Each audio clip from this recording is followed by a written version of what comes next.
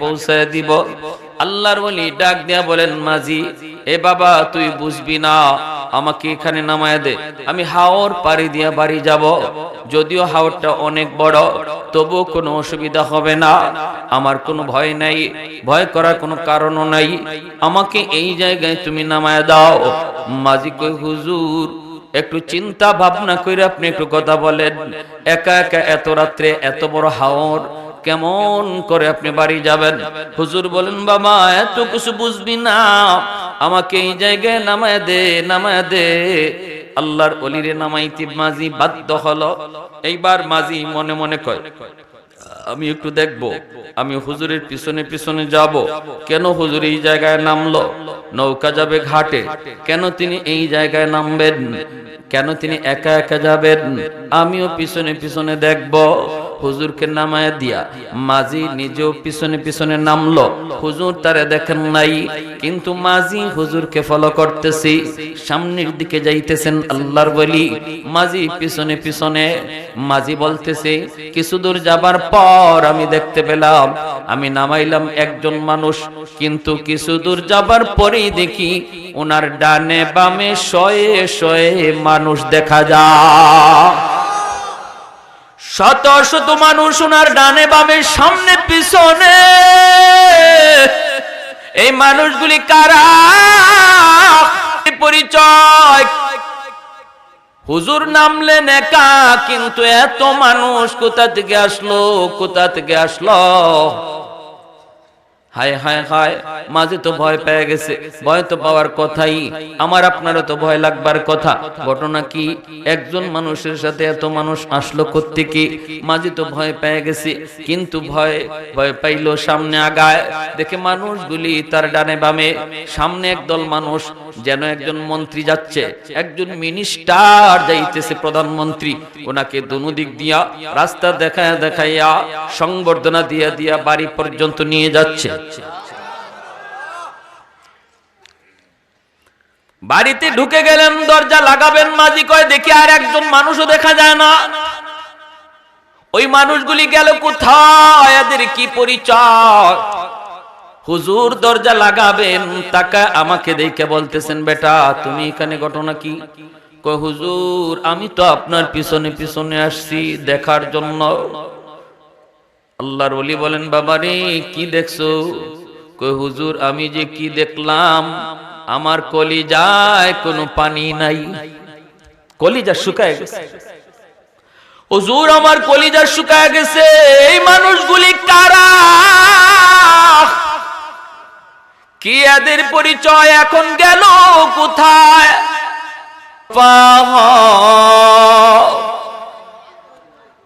उल्फत में बराबर के वफा हो के जफा हो, हर चीज में लज्जत है अगर दिल में मजा हो, हर चीज में लज्जत है अगर दिल में मजा हो, एक चश्म ज़दन गाफिल ज़ा शाहिद बाशी, शायद की निगाही कुनदागाह नबशी, शायद की निगाहे कुनदागाह नबशी, ला इलाहा इल्लल्लाह जुड़े तार জায়গায় নাই। আওয়াজ দিয়া বলেন ঠিক কিনা? দুনিয়ার লাইনেও তার জায়গাতে নাই, আখিরাতের লাইনে তো পিটা আছেই, দুনিয়ার লাইনেও তার জায়গাতে নাই। আল্লাহ তার জন্য দুনিয়াটারে ছোট বানায় দিয়েছে, সংকীর্ণ হয়ে গেছে। এটা আল্লাহর কথা। কেউ যদি মাদ্রাসার বিরুদ্ধে লাগে, সে যেন নিজের পায়ে নিজে কোরাল মারলো। আলেম ওলামার বিরোধিতা করা মানে নিজের পায়ে নিজে কোরাল মারা। এটা অনেকেই বুঝে না। আমি কার বিরুদ্ধে লাগলাম? আমি তো আমার বিরুদ্ধেই লাগছি। আমি কার পা ভাঙতে কই? আমি তো আমার পাই ভাঙতেছি, ঠিক কিনা? মায়ার নবী, দয়ার নবী বলেন, উম্মত এই সূক্ষ্ম কথাটি যদি তোমরা নাও বুঝো, এই জগতের রহমতের ধারাবাহিকতা আল্লাহ কাদের উসিলায় রাখলো জারি এখনো, এই কথাটা তোমরা যদি নাও বুঝো, নবী বলেন মানুষ সারা আর যত প্রাণী আছে দুনিয়ায় সবাই তারা অক্ষরে অক্ষরে এই জিনিসটা বুঝে এবং জানে যে আল্লাহ দুনিয়া টিকায় রাখছে মাদ্রাসার খাতিরে। ইন্নাল আলিমা ইস্তাগফিরু লাহু মান ফিল আরদ ওয়া মান ফিস সামা حتى الحيتان في جوف الماء وفي رواية النملة في جحرها মায়ার নবী দয়ার নবী বলেন উম্মতের দল, তোমরা যদি কথাটা ভালো করে নাও বুঝো, আসমান জমিনের আর যত মাখলুক রয়েছে, আর যত মাখলুক, পানির নিচের মাছ, এমনকি গর্তের পিপিলিকা পর্যন্ত এই কথাটা ভালো করে বুঝে এবং জানে আল্লাহ কাদের উসিলায় পানির নিচের মাছকেও বাঁচায় রাখলো, আল্লাহ কাদের উসিলায় গর্তের পিপিলিকারও বাঁচায় রাখলো, আল্লাহ কাদের উসিলায় জঙ্গলের বাঘ ভাল্লুককেও বাঁচায় রাখলো। মানুষ তোমরা যদি নাও বুঝো, জঙ্গলের বাঘ এই কথাটা ভালো করে বুঝে, শিয়াল এই কথাটা ভালো করে বুঝে, গর্তের পিপিলিকাও এই কথা ভালো করে বুঝে, পানির নিচের মাছও ভালো করে বুঝে।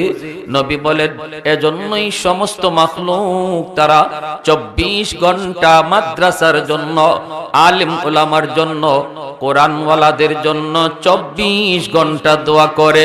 এমনকি গর্তের পিপিলিকা গাছের পাতাটা পর্যন্ত অল টাইম মাদ্রাসার ছাত্রদের জন্য দোয়া করে। গর্তের পিপিলিকা কয় মালিক, ঘরে ঘরে তুমি হাফেজ কোরআন তৈরি করে দাও, উলামায়ে কেরামের হায়াতের ভিতরে বরকত বাড়া দাও, বাড়া দাও।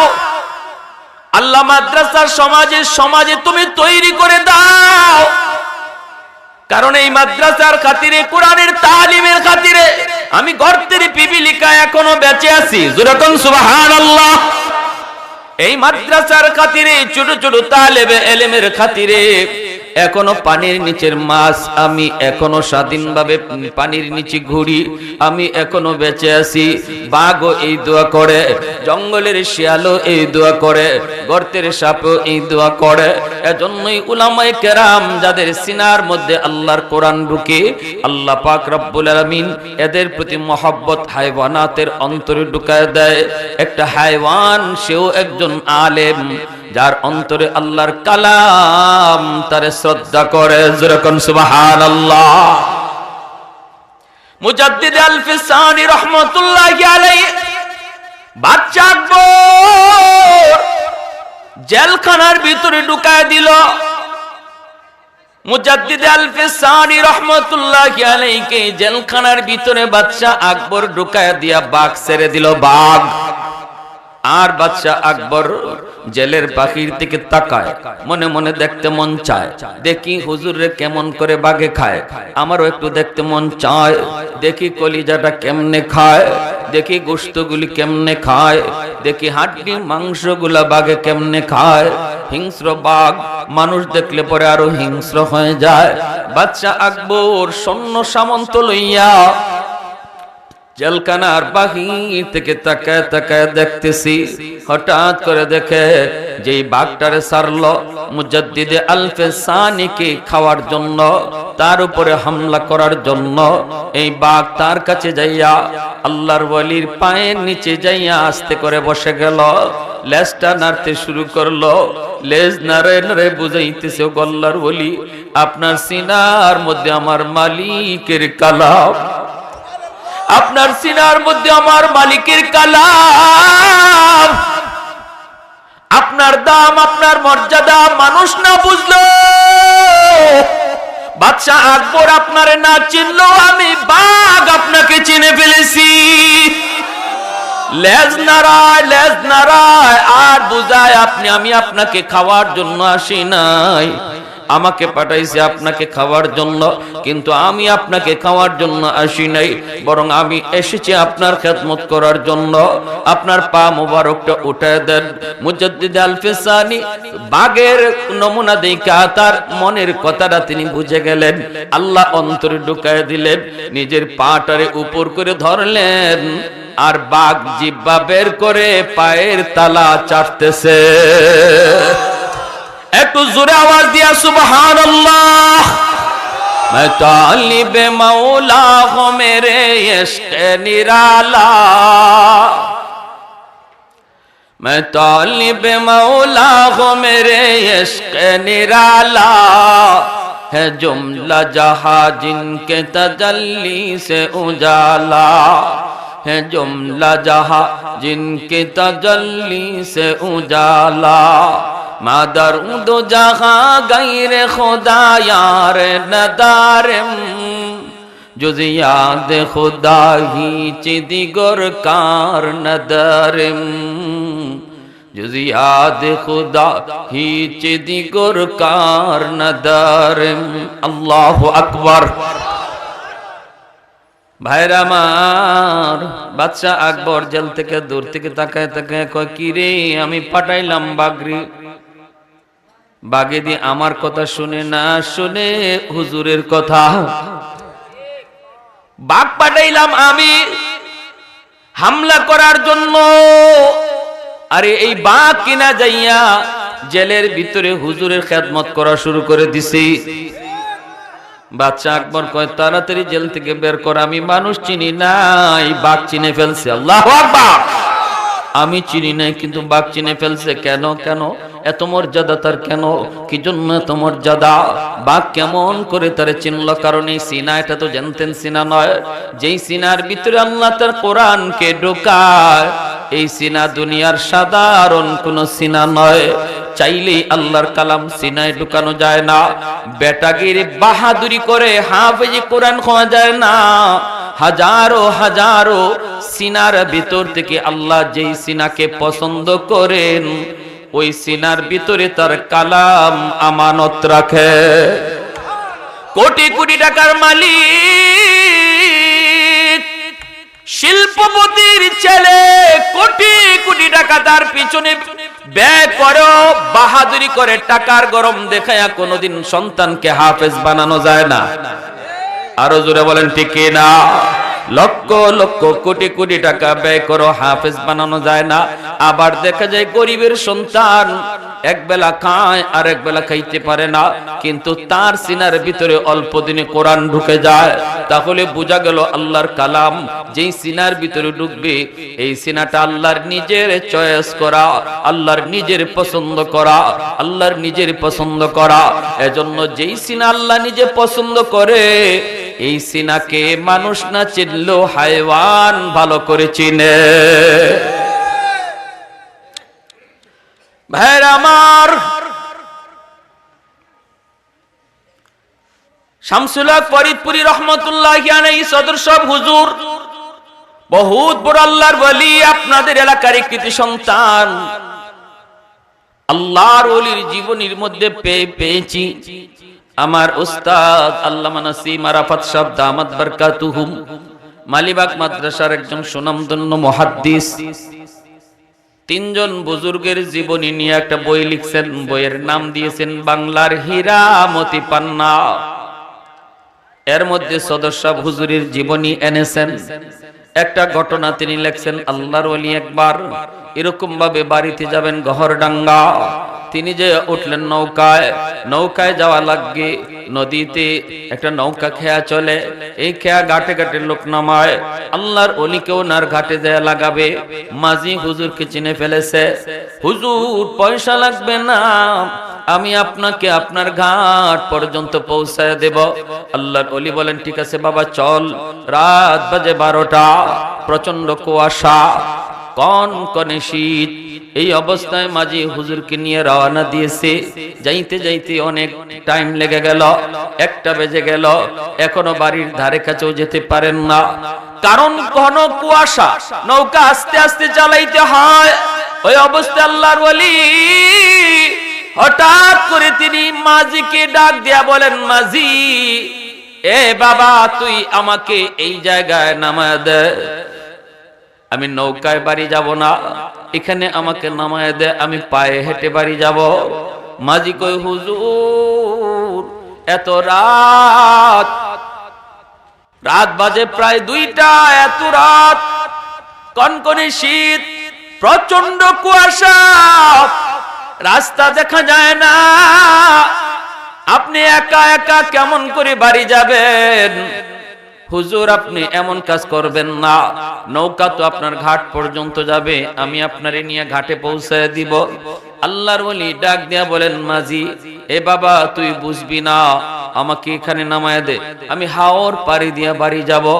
যদিও হাওরটা অনেক বড়, তবুও কোনো অসুবিধা হবে না, আমার কোনো ভয় নাই, ভয় করার কোনো কারণও নাই, আমাকে এই জায়গায় তুমি নামায় দাও। মাঝি কই, হুজুর একটু চিন্তা ভাবনা করে আপনি একটু কথা বলেন, একা একা এত রাত্রে এত বড় হাওর কেমন করে আপনি বাড়ি যাবেন? হুজুর বলেন, বাবা এত কিছু বুঝবি না, আমাকে এই জায়গায় নামায় দে, নামায় দে। আল্লাহর ওলিরে নামাইতে মাঝি বাধ্য হলো। এইবার মাঝি মনে মনে কয়, আমি একটু দেখবো, আমি হুজুরের পিছনে পিছনে যাব। কেন হুজুর এই জায়গায় নামলো? নৌকা যাবে ঘাটে, কেন তিনি এই জায়গায় নামবেন? কেন তিনি একা একা যাবেন? আমিও পিছনে পিছনে দেখব। হুজুরকে নামায় দিয়া মাঝি নিজেও পিছনে পিছনে নামলো। হুজুর তারে দেখেন নাই, কিন্তু মাঝি হুজুরকে ফলো করতেছি, সামনের দিকে যাইতেছেন আল্লাহর ওলি। মাঝি পিছনে পিছনে, মাঝি বলতেছে, কিছু দূর যাবার পর আমি দেখতে পেলাম, আমি নামাইলাম একজন মানুষ, কিন্তু কিছু দূর যাবার পরেই দেখি ওনার ডানে বামে শয়ে শয়ে মানুষ দেখা যায়। শত শত মানুষ ওনার ডানে বামে সামনে পিছনে। এই মানুষগুলি কারা? পরিচয়, হুজুর নামলেন একা, কিন্তু এত মানুষ কোথা থেকে আসলো, কোথা থেকে আসলো? হায় হায় হায়, মাঝে তো ভয় পেয়ে গেছে। ভয় তো পাওয়ার কথাই, আমার আপনারও তো ভয় লাগবার কথা। ঘটনা কি? একজন মানুষের সাথে এত মানুষ আসলো কোত্থেকে? মাঝে তো ভয় পেয়ে গেছে, কিন্তু ভয় পাইলো, সামনে আগায়, দেখে মানুষগুলি তার ডানে বামে। সামনে একদল মানুষ, যেন একজন মন্ত্রী যাচ্ছে, একজন মিনিস্টার যাইতেছে, প্রধানমন্ত্রী। ওনাকে দুনো দিক দিয়া রাস্তা দেখায়া দেখাইয়া সংবর্ধনা দিয়া দিয়া বাড়ি পর্যন্ত নিয়ে যাচ্ছে। বাড়িতে ঢুকে গেলেন, দরজা লাগাবেন, মাঝি কয় দেখি আর একজন মানুষও দেখা যায় না। ওই মানুষগুলি গেল কোথায়? এদের কি পরিচয়?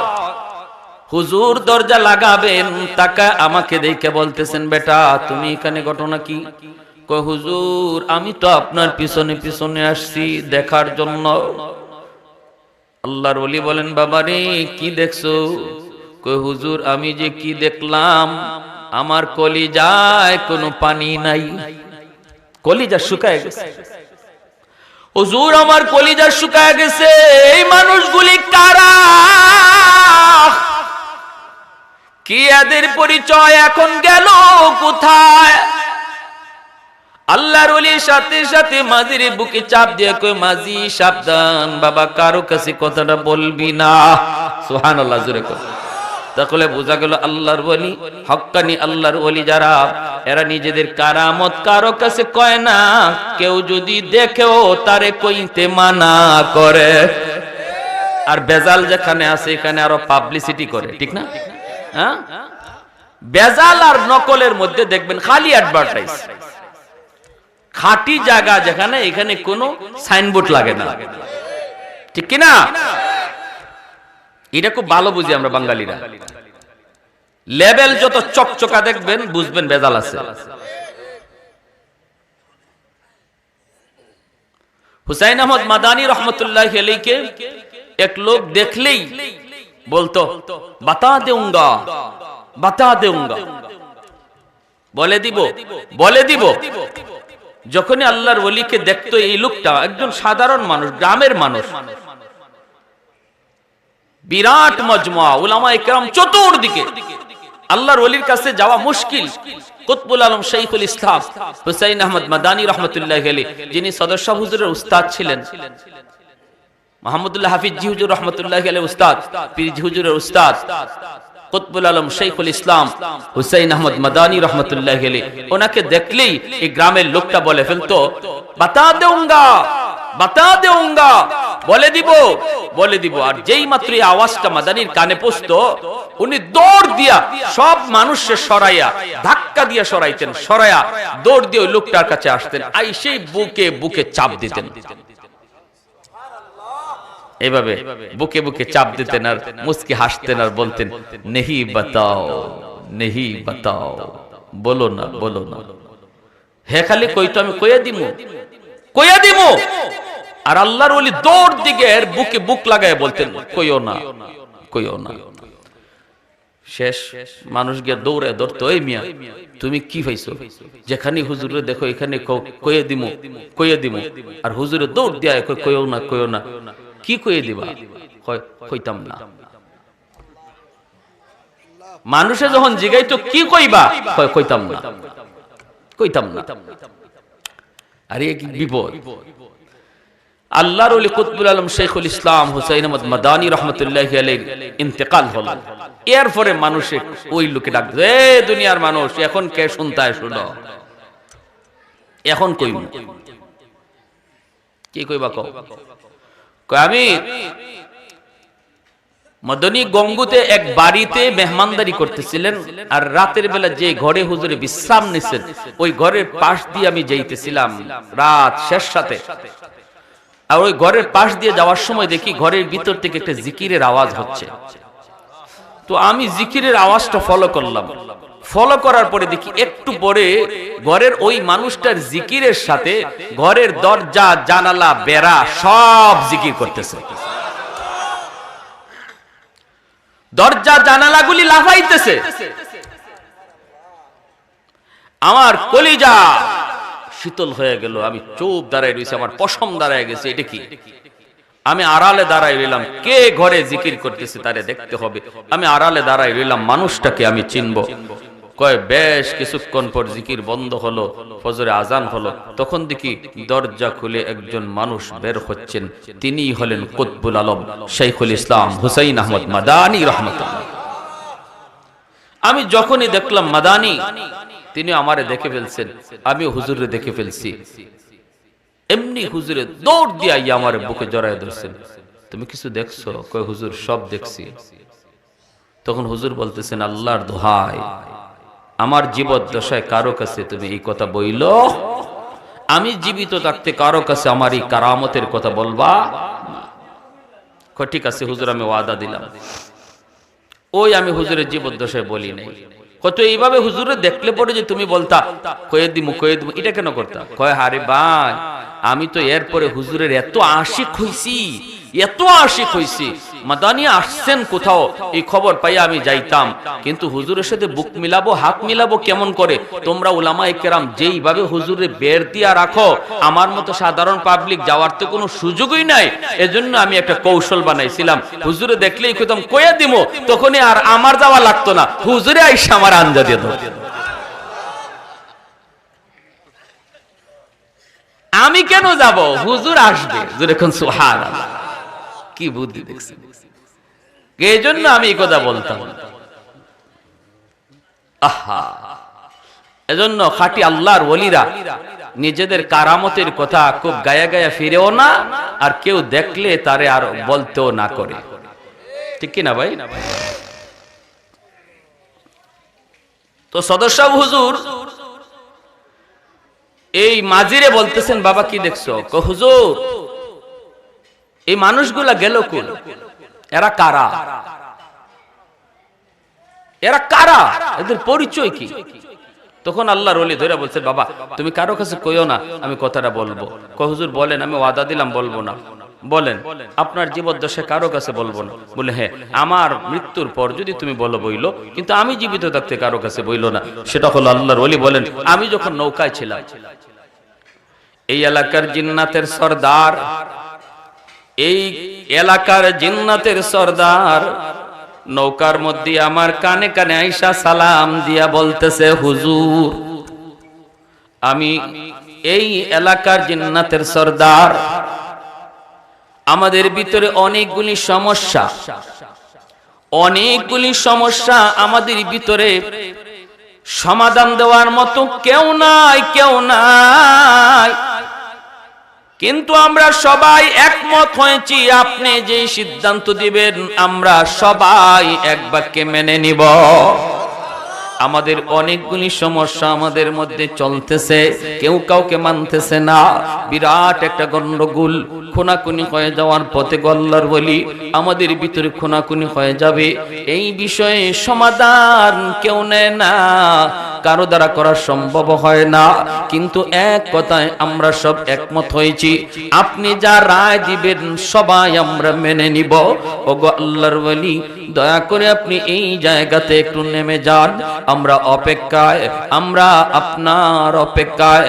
এখান থেকে আপনি একটু কষ্ট করে পায়ে হেঁটে বাড়ি যাবেন, রাস্তার মধ্যে কোনো সমস্যা হবে না, আমরা আপনাকে পাহারা দিয়া বাড়ি পৌঁছাবো, আমরা আপনাকে ডানে বামে সামনে পিছনে পাহারা দিব, আর মাঝখানে আমাদের যা জানার প্রয়োজন আমরা জেনে নিব, সমাধান যা প্রয়োজন আপনি দিয়া দিবেন আমরা মেনে নিব। জোরে কোন সুবহানাল্লাহ। এজন্য আল্লাহর নবী বলে, ইন্নাল আলিমা ইস্তাগফিরু লাহু মান ফিল আরদ ওয়া মান ফিস সামা হাত্তাল হিতানু ফি জাওফিল মা। এ দুনিয়ার মানুষ, তোমরা যদিও একজন ছোট বাচ্চা যে মাদ্রাসায় পড়ে হাফেজ হয়, এখনো কোরআনের হাফেজ হয় নাই, কিন্তু মাদ্রাসায় ভর্তি হয়ে গেছে, তোমরা মনে কইরো না এই ছোট বাচ্চাটার কোনো দাম নাই। এই ছোট বাচ্চাটা বুঝি একদম সাধারণ ছোট বাচ্চার মতো, 10টা ছোট বাচ্চার মতো তোমরা তারে মনে করো না। এই ছোট বাচ্চাটা যদিও ছোট্ট, কিন্তু তার জন্য গাছের পাতাটা পর্যন্ত দোয়া করে। তাহলে বলুন, আমি আপনি মায়া করা দরকার আসেনি না নাই? কদর করার দরকার আসেনি না নাই?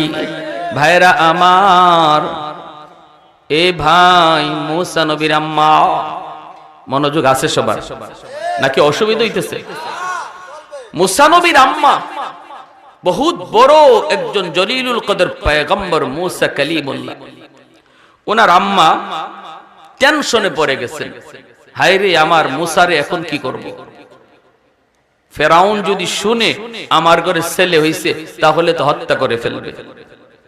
فأوحينا إلى أم موسى أن أرضعيه فإذا خفت عليه فألقيه في اليم ولا تخافي ولا تحزني إنا رادوه إليك وجاعلوه من المرسلين।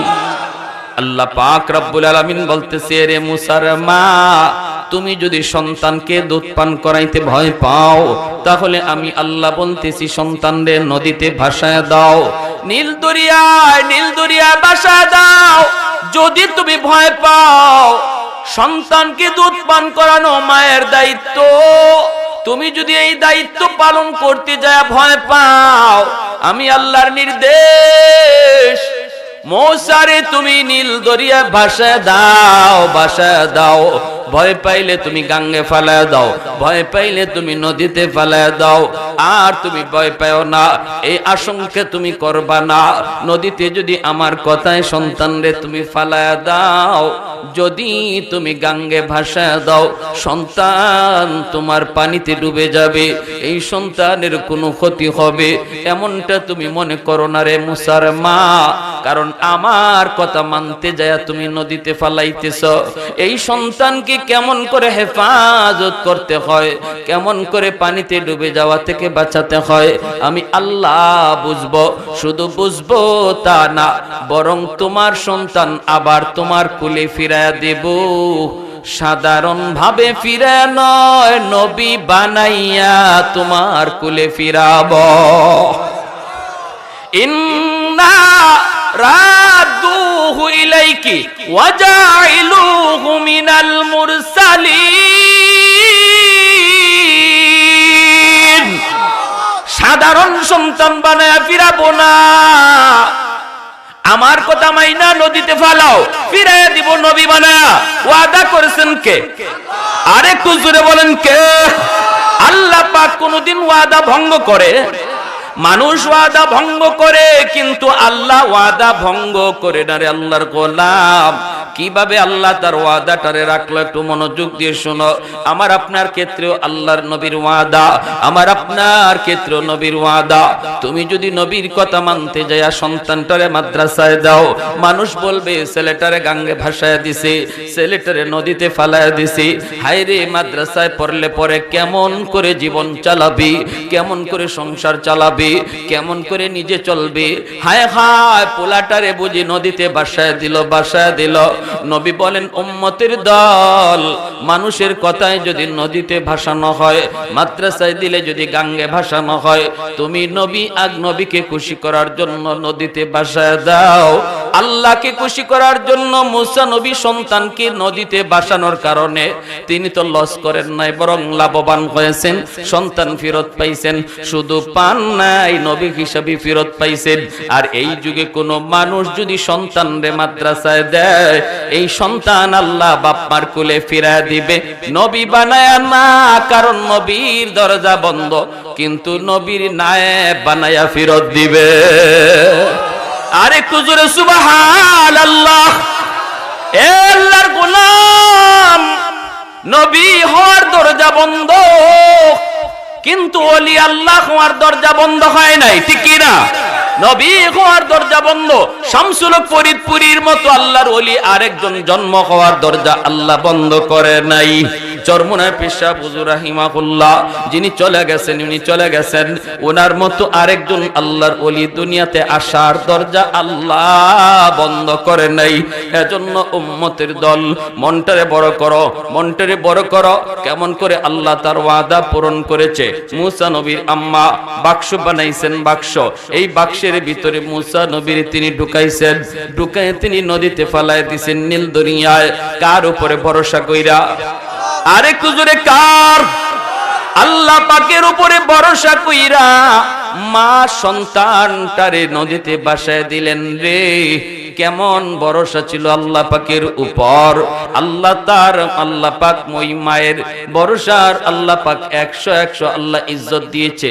নীল দরিয়ার পানিরে আল্লাহ পাক ডাক দিয়া বলতেছে, এরে নীল দরিয়া বল, কার হুকুমে চলো? দরিয়া কয়, মালিক তোমার হুকুমে চলি। তাহলে শোনো, এইবার তোমার পিঠে আমার মুসা,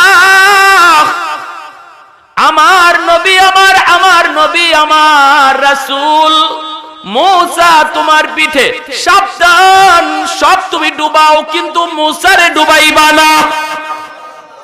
তোমার অভ্যাস হলো ডুবাইয়া দেওয়া, কিন্তু আমার মুসার যে বাক্স, কাঠের বাক্স, এই বাক্সরে তুমি ডুবাইবা না।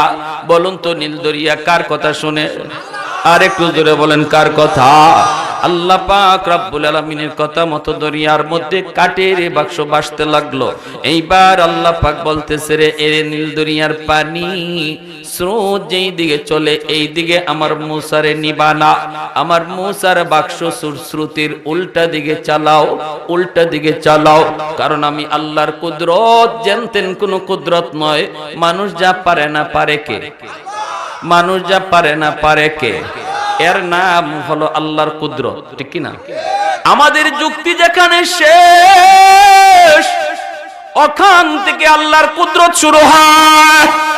মানুষের বুদ্ধি বিবেক যেখানে ফেল, সেখান থেকে আল্লাহর কুদরত শুরু। এজন্যই নাস্তিকরা নাস্তিক হয়, যুক্তির উপরে ভরসা করে, নিজের বিবেকের উপরে ভরসা করে, আল্লাহর কুদরতকে অস্বীকার করে বসে, এজন্যই নাস্তিক হয়। কিন্তু আমরা ইমানদার মুমিন, আমরা মনে করি আমার বিবেক বুদ্ধি যেখানে ফেল, এখানে আল্লাহর কুদরত শুরু। বিবেক বলে, বুদ্ধি বলে পানির উপরে ভাসমান একটা কাঠের বাক্স ডুবে যাওয়ার কথা, ডুবে না। এই স্রোতের বাইলে, স্রোতের তালে তালে বাক্স যাওয়ার কথা, চলতেছে স্রোতের উল্টা দিকে।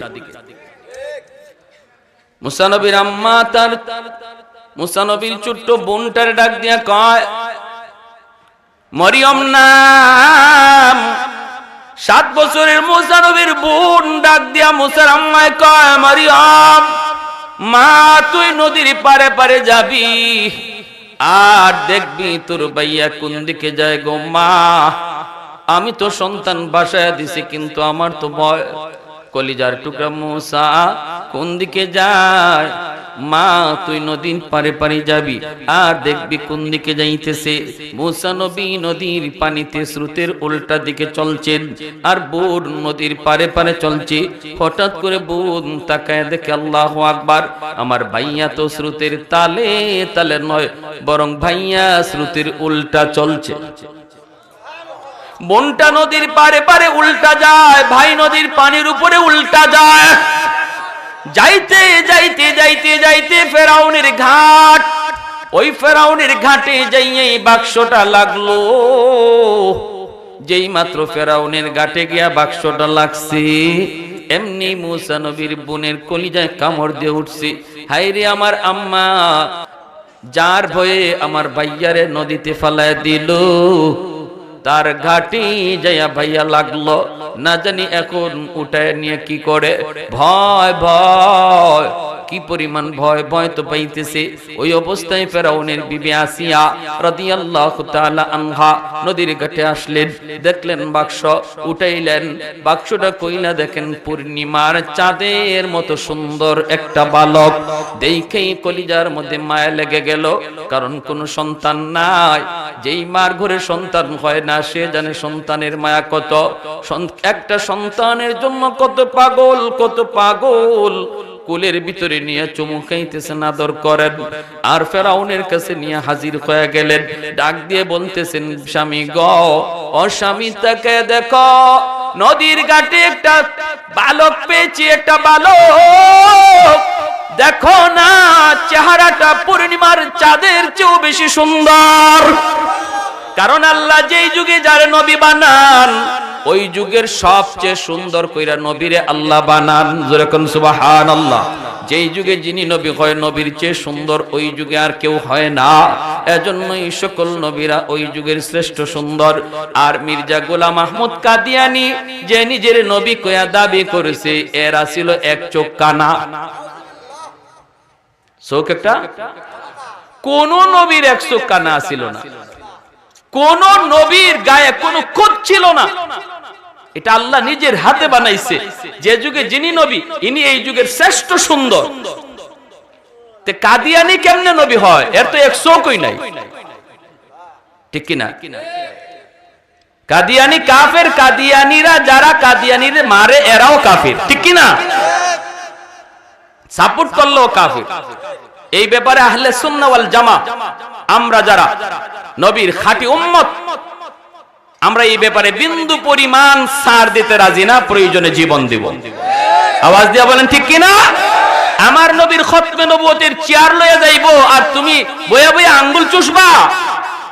নবীর খতমে নবুয়তের সিংহাসন লয়ে যাইবো, চোখের সামনে আর দাবি করবা আমি নবীর উম্মত, উলামায়ে কেরাম ময়দানে ডাক দিবে, আর তুমি ঘরে বইয়া বইয়া টেলিভিশনের পর্দায় চিত্র দেখবা, নবীর সামনে মুখ দেখানো যাবে না। আওয়াজ দিয়া বলেন ঠিক কিনা? তাহলে খতমে নবুয়তের আন্দোলনে উলামায়ে কেরামের ডাকে সাড়া দেওয়া, এটা প্রত্যেকটা মুসলমানের ঈমানি দায়িত্ব, প্রত্যেকটা মুমিনের ঈমানি দায়িত্ব। প্যারে হাজিরিন, হ্যাঁ, ফেরাউন কয় চেহারা তো সুন্দরই লাগে, কিন্তু কই পাইছো? কয় নদীর ঘাটে। কিসের মধ্যে? কয় বাক্সের ভিতর। ফেরাউন কয় জ্যোতিষীদের মাধ্যমে জেনেছি, গণকদের কাছ থেকে জেনেছি, বনি ইসরাইলের একটা বাচ্চা জন্মিবে, ওই বাচ্চার হাতে আমার রাজত্ব যাবে, ক্ষমতা যাবে। এখন আমার তো ঘুম নাই, ঘুম হারাম হয়ে গেছে, খাওয়া আমার বুক দিয়ে আমার পেটে যায় না, আমার তো 24 ঘন্টা শুধু টেনশন আর টেনশন। এই বাচ্চা কোনটা, ওই বাচ্চা কোনটা, ওই বালক কোন বালক, যার হাতে আমার ক্ষমতা যাবে। একদিনে 70,000 পোলাপান জবাই করেছি, এরপরও জ্যোতিষীরা কয় এই পোলা এখনো জবাই হয় নাই, এখনো নাকি সে জিন্দা। আমার তো ভয়, হাই রে হায়, যার হাতে ক্ষমতা যাবে সে নাকি এখনো জীবিত। অতএব আসিয়া, তুমি যে এই বাচ্চাটারে নদীর ঘাট থেকে পায়া আনছু, আমার তো মন বলে এটা নিয়ে আবার হিডিয়া, এটা নিয়ে আবার ওইটা, এটা নিয়ে আবার ওইটা, এটা নিয়ে আবার ওইটা। আমার তো অন্তরে ভয়। আসিয়া বলতেছে, স্বামী গো, মাথা তোমার নষ্ট হইছে নাকি গো স্বামী? বলে কেন? কয় নদীর ঘাটে পাইছি, জানোনি বাচ্চাটা কোন দিক থেকে আইছে?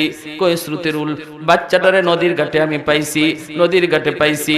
যদি বনি ইসরাইলের বাচ্চা হইতো এই দিকে বাচ্চা আসার কথা না, কারণ স্রোতের তালে তালে ওই দিকে যাইতো।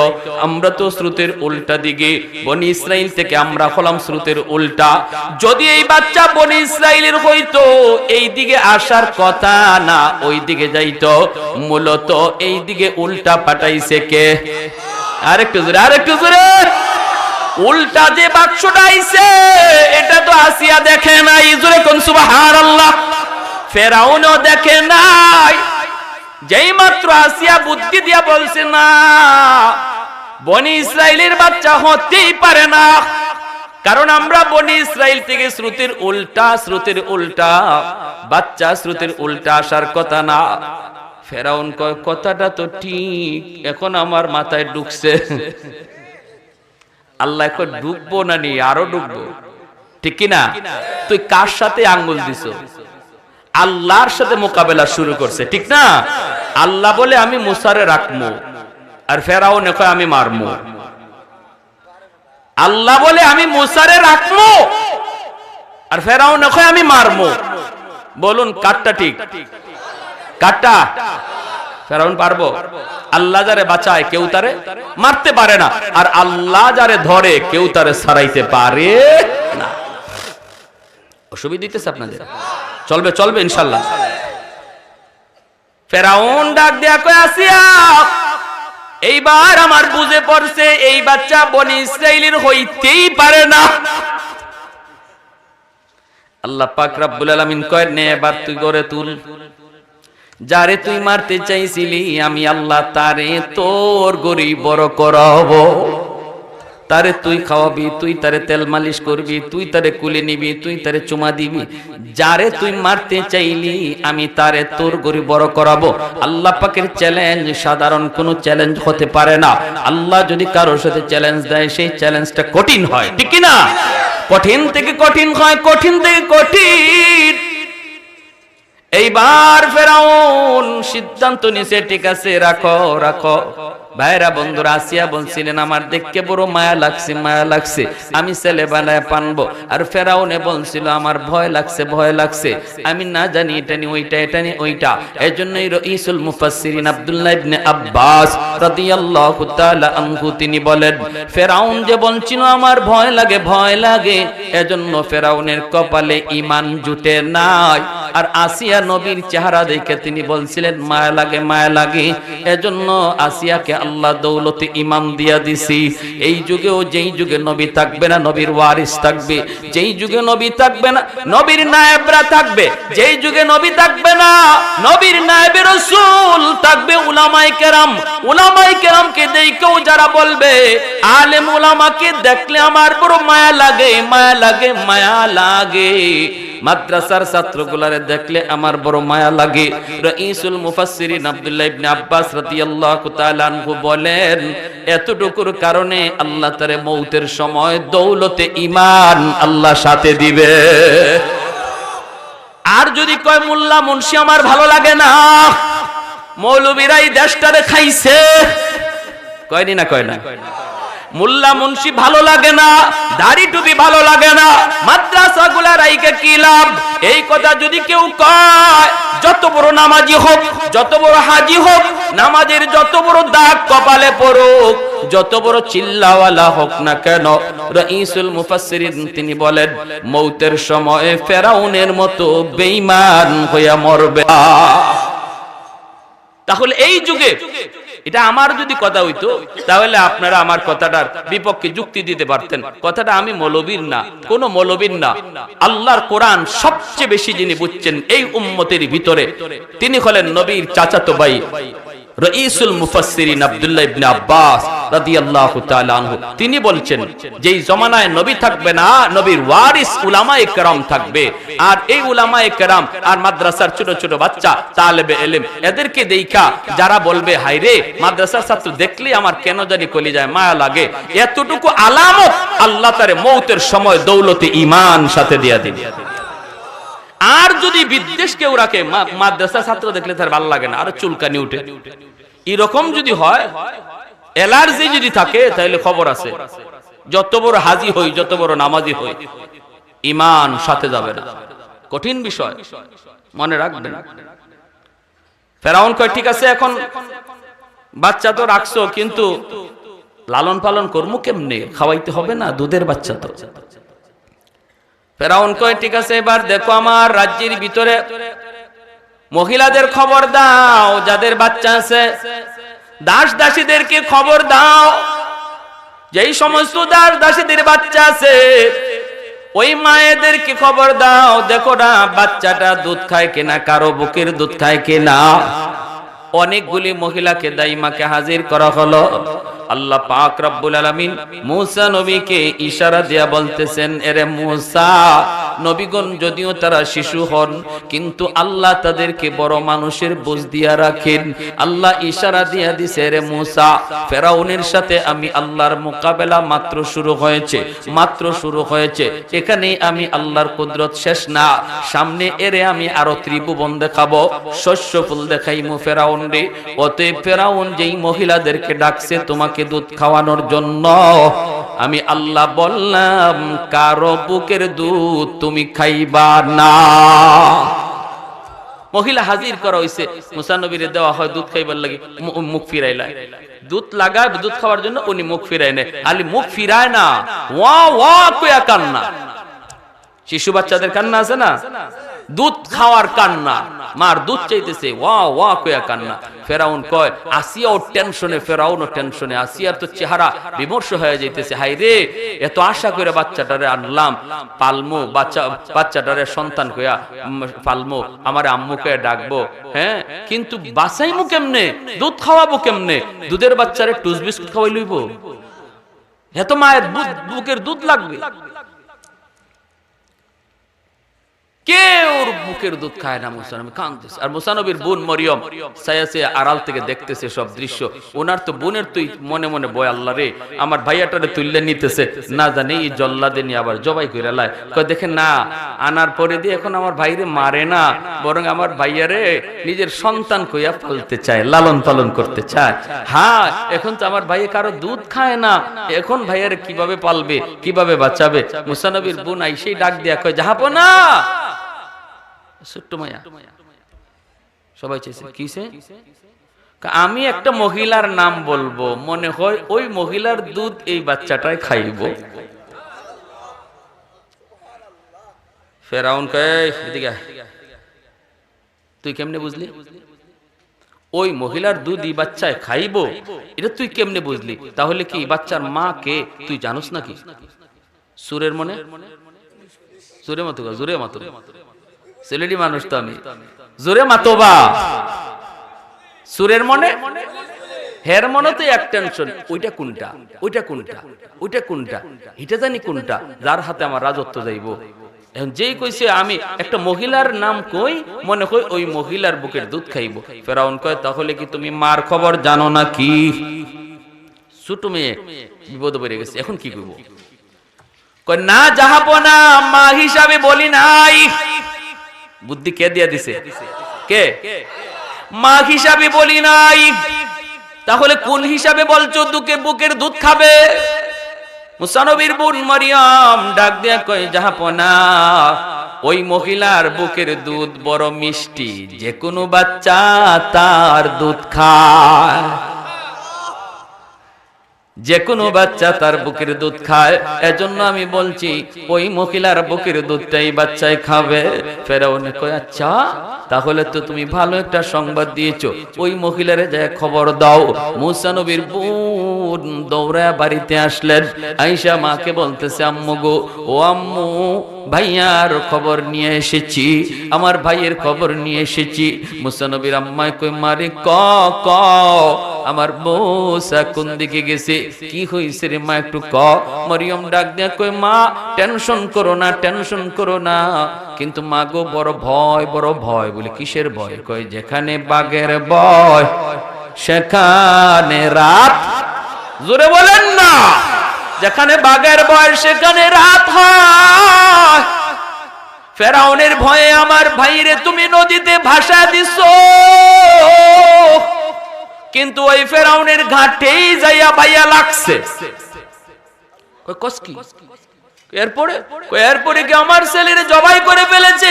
না না মাগো, আমার ভাইয়ারে জবাই করে নাই, আসিয়া বুকে কইরা নিয়ে গেছে আদর কইরা কইরা ফেরাউনে নিয়ে দেখাইছে। ফেরাউনেরও মায়া লাগে গেছে। এখন দুজনে সিদ্ধান্ত নিছে আমার ভাইয়ারে তারা পালবে, সন্তান বানায়া পালবি। আসিয়া তখন আসিয়া আর ফেরাউনের খবর যখন বনে জানায় দিল, কয়ার পরে কি হয়েছে? কয় আম্মু গো এরপরে খবর আরো বড় জটিল। ভাইয়ারে বুকের দুধ খাওয়াইতে চায়, ভাইয়া তো কারো দুধ খায় না, কারো দুধ খায় না। আমি তো ফাঁক দিয়া বইলা দিছি তোমার কথা, কইয়া তো পড়ে গেছি বড় বিপদে। ফেরাউন তো আমার আটকাই দিছে। তাহলে ওই মহিলা এই বাচ্চার মা কিনা বল। আমি তো বুদ্ধি করে বলছি। কয় কি বলছো? কয় এমনে কইছি। কি কইছো? কয় মা গো এমনে কইছি, কইছি ওই মহিলার বুকের দুধ বড় মিষ্টি, যে কোনো বাচ্চা তার দুধ খায়। আল্লাহু আকবার। তাহলে ব্রেইনটা কার দেওয়া? আরো জোরে বলেন কার দেওয়া? এ ভাই, এক বাপের দুই সন্তান, একজন গ্রামের সর্দার হয়, গ্রামের মোড়ল হয়, আর একজন বুকা হয়। এমন আসেনি না নাই?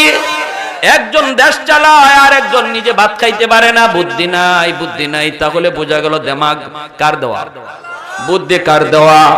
শুকরিয়া আদায় করার দরকার আসেনি না নাই? জোরে বলি আলহামদুলিল্লাহ, আর একটু জোরে আলহামদুলিল্লাহ। ভাইরা আমার, ও মা তোমারে নিয়ে যাইতে বলছে, তোমারে নিয়ে যাইতে বলছে। মুসা নবীর আম্মা এইবার রওনা দিয়েছেন, সন্তানের কাছে যাবেন। আল্লাহ পাক রব্বুল আলামিন মুসা নবীর আম্মার অন্তরের ভিতরে আল্লাহ পাক ইলহাম করে দিলেন।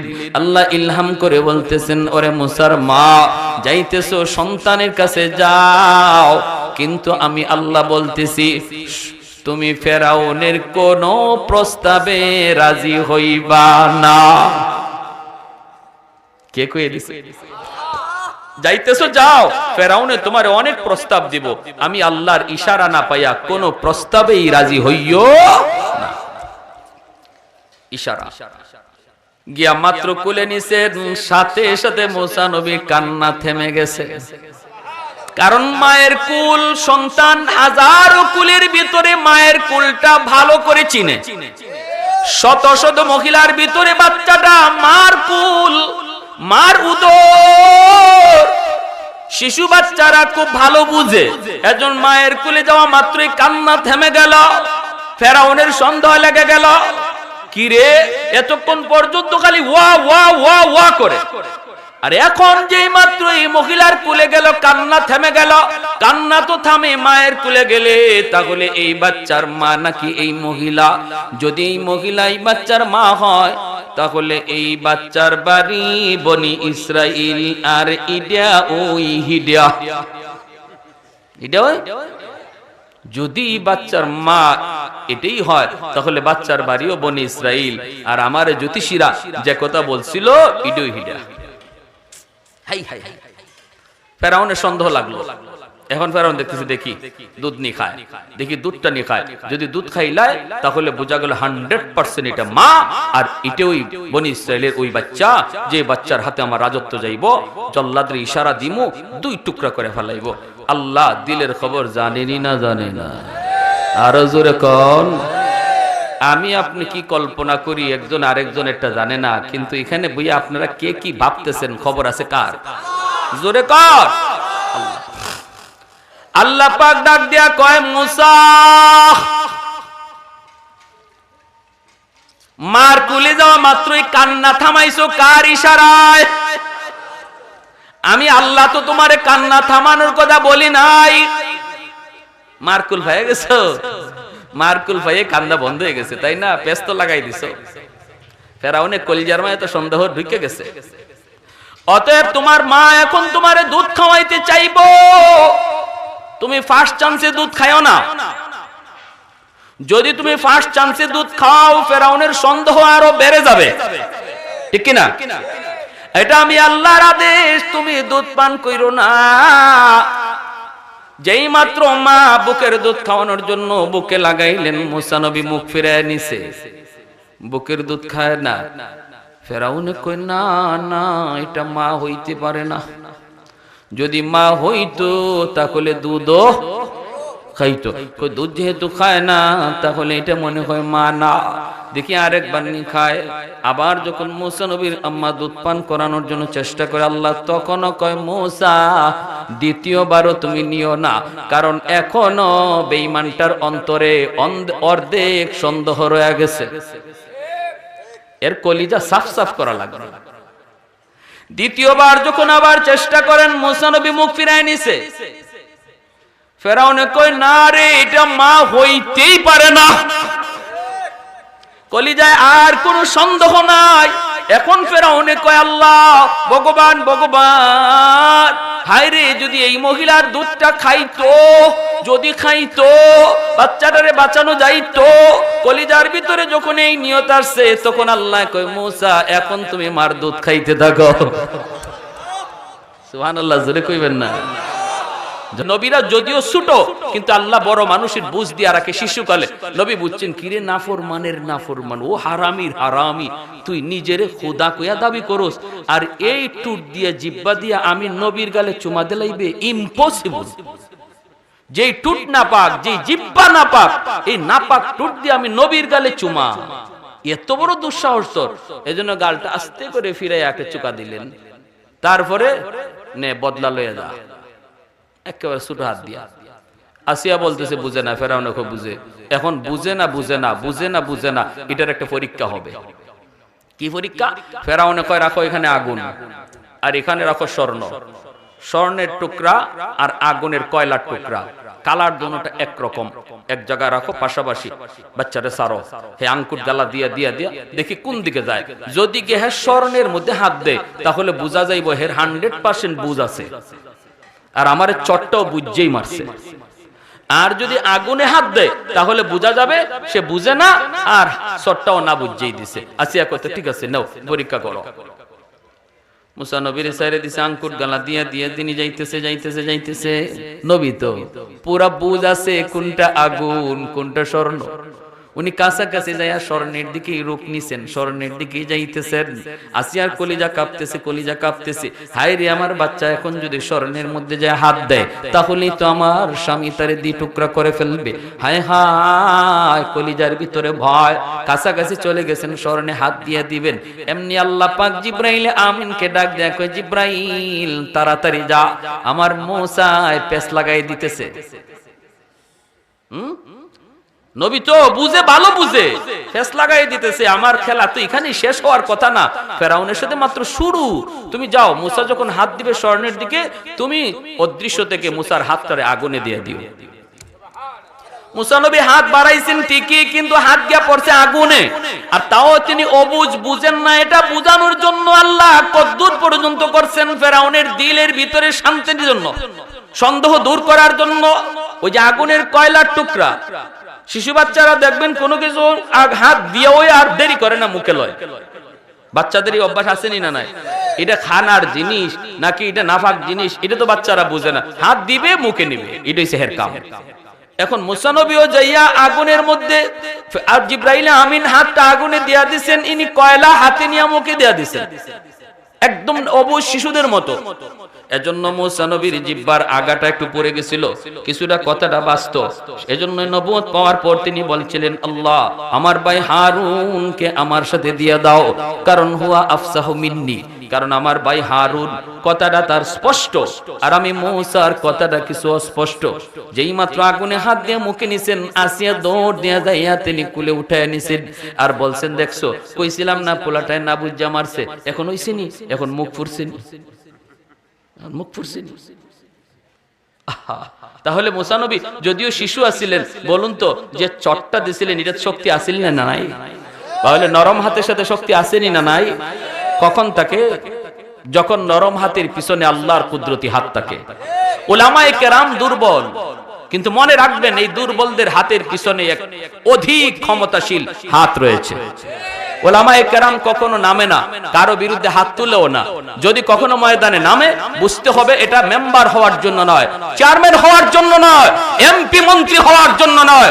উলামায়ে কেরাম যদি ময়দানে ডাক দেয়, তাহলে সেটা ঈমান রক্ষার জন্য, ইসলাম রক্ষার জন্য, এটা গোটা মুসলিম উম্মার জন্য, ব্যক্তি স্বার্থে না।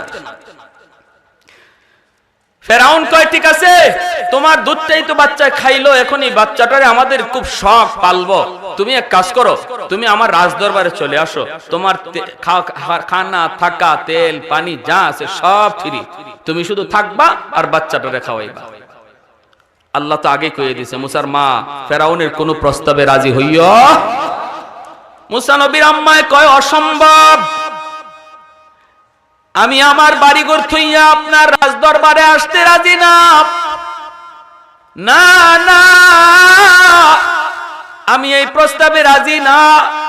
ফেরাউন কয়, তাহলে এক কাম করো, সকাল সন্ধ্যা তুমি আসবা, আয়েশা তুমি দুধ পান করাইবা, তোমাকে মাসের মাস আমি বেতন দিব। মুসা নবীর আম্মা কয়, আমার বেতনও লাগবে না, আমি সকাল সন্ধ্যা আসতেও পারবো না। বেতনও লাগবে না, সকাল সন্ধ্যা আমি আসতেও পারবো না। ফেরাউন কয়, তাহলে এই বাচ্চারে আমি বাঁচাইমু কেমন করে? তোমার বুকের দুধ ছাড়া তো কারো বুকের দুধ খায় না, এখন বাঁচাইমু কেমন করে তুমি কও। আল্লাহ পাক তখন অন্তরের ভিতরে ইলহাম করে দিছে। মুসা নবীর আম্মা কয়, একটা পথ আছে, একটা পথ, বাচ্চাটারে আমার সাথে আমার বাড়িতে দিয়া দাও। ওই বুঝছেন কই যায়? বাচ্চারে আমার সাথে আমার বাড়িতে দিয়া দাও, আমি এই বাচ্চাটারে যতদিন পর্যন্ত দুধ খাওয়াইতে হয় দুধ খাওয়াবো, আর মাসের মাস আমার অ্যাকাউন্টে তুমি বেতন পাঠায় দিবা। দুধ খাওয়ানোর বয়স পর্যন্ত আমি দুধ খাওয়াবো, তুমি মাসের মাস অ্যাকাউন্টে বেতন পাঠাবা। ফেরাউনে কই, তাহলে এটা ছাড়া তো আর কোনো পথও দেখি না, এই মত ছাড়া, এই পথে যাওয়া ছাড়া তো কোনো পথও দেখি না। ঠিক আছে, তুমি বাচ্চা নিয়ে তোমার বাড়িতে যাও, যতদিন দুধ খাওয়াইতে হয় তুমি যে দুধ খাওয়াও, আর আমি মাসের মাস তোমারে বেতন দিয়া দেব। বলুন তো কত নম্বর বলদ? দুধ খাওয়ায় মায় বাচ্চারে, বলদে বেতন দেয়, ঠিক না? মায় তার বাচ্চারে দুধ খাওয়ায় আর বলদে বেতন। হাই হাই, কার সাথে লাগছে টের পায় না, বাজাবাজি কার সাথে টের পায় না। যখন মুসা নবীর আল্লাহর নবীর মা কুলে করে নিয়ে যায়, তখন আল্লাহ বলে, মুসার মা ইয়াদ আছে ওয়াদার কথা? فأوحينا إلى أم موسى أن أرضعيه فإذا خفت عليه فألقيه في اليم ولا تخافي ولا تحزني إنا رادوه إليك وجاعلوه من المرسلين। আমি যে ওয়াদা করেছিলাম আমার কথায় তুমি নদীতে ভাসিয়ে দাও, ভয় পাও না, টেনশন করো না, সন্তান আবারও তোমার কুলে আমি ফিরাই দেব। দিসিনি ফিরাইয়া, খালি দিসিটা না, এই সন্তানরে আমি নবী বানাবো, নবী। এজন্যই ভাইরা, এই যুগেও যেই সমস্ত মানুষগুলি, সমাজের মানুষ আপনাকে বলবে ছেলে মাদ্রাসায় দিলে পরে ছেলেটারে গাঙ্গে ভাসায় দিছে, নদীতে ভাসায় দিছে, এই পোলাটা চলবে কেমনে, খাইবে কেমনে, সংসার পালবে কেমনে? আপনি বলবেন, যা, আমি আল্লাহকে খুশি করার জন্য, আমার নবীকে খুশি করার জন্য সন্তান মাদ্রাসায় দিলে যদি গাঙ্গে ভাসানো হয়, নদীতে ভাসানো হয়, আমি নদীতে ভাসায় দিলাম। মুসা নবীর আল্লাহ নবী বানায়া মার কুলে ফেরত দিছে। আর আমার আপনার সন্তানরে আল্লাহ নবী না, কিন্তু নবীর নায়েব বানায়া ফেরত দিবে। এজন্য দিলটারে একদম খালেস বানান, বড় করেন, কখনো ছোট না, পাক্কা ইরাদা করেন। আমি আল্লাহ, তুমি আমাকে কোরআনের হাফেজের বাবা বানাও। আল্লাহ আমাকে একজন আলেমের বাপ মা বানাও। আল্লাহ একজন মুফতি মুহাদ্দিসের বাপ মা বানাও। আল্লাহ হাসরের মাঠে আমি একজন হাফেজে কোরআনের বাবা হিসাবে পরিচয় দিতে চাই। এই নিয়তটা একদম দিলে পাকা ইরাদা করে আল্লাহ সন্তানকে কবুল করে নিবে, জগতে উজালা বানায় দিবে। সন্তানের কারণে আল্লাহ বাপ মাকে দুনিয়াতেও ইজ্জত দিবে, আখিরাতেও সম্মানী বানাবে। ঠিক কিনা ভাই? যারা মাদ্রাসায় দিবেন সন্তান, তারাও দিলটাকে বড় রাখবেন আর সর্বদা আল্লাহর কাছে কানবেন, ভালো করে ইয়াদ রাখবেন আপনার সন্তানকে আপনি দিতে পারেন নাই, আল্লাহ পছন্দ করছেন। আল্লাহ পছন্দ করে তারা মাদ্রাসায় নিয়ে আসছে। আর যে সকল মাদ্রাসার ছাত্ররা আছো বাবা, তোমরাও মনে রাখবা, তোমরা নিজের ইচ্ছায় মাদ্রাসা আসতে পারো নাই।